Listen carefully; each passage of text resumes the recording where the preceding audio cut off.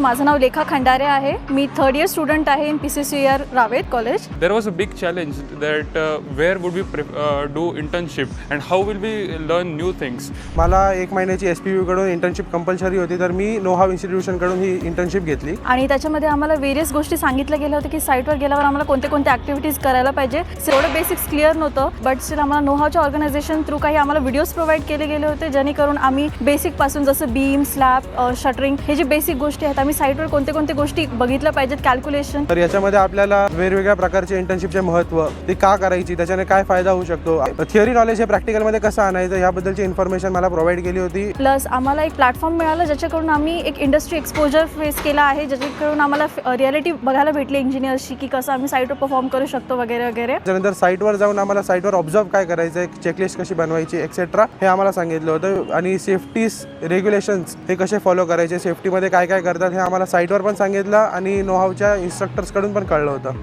साईटवर येऊन आम्हाला आम्ही जे शिकतो ते अप्लाय कसं करायचं नॉलेज हे आम्हाला कळलं आणि ह्याचा नक्कीच आम्हाला पुढे खूप छान फायदा होईल. आम्हाला नोहावनी एक प्लॅटफॉर्म दिला होता की जेणेकरून आम्ही आमची अटेंडन्स आहे ती कॉलेज थ्रू आम्ही कशी प्रोसीड करावी, presenting on site to ending on site, हे सगळं आमचं ट्रेस केलं गेलं होतं. त्यामुळे कॉलेजला एक अश्युरिटी भेटत होती की आम्ही साईटवर खरंच प्रेझेंट आहोत, जेणेकरून नोहावच्या ऑर्गनायझेशनवर कॉलेजचा ट्रस्ट जास्त बिल्ड झालेला आहे.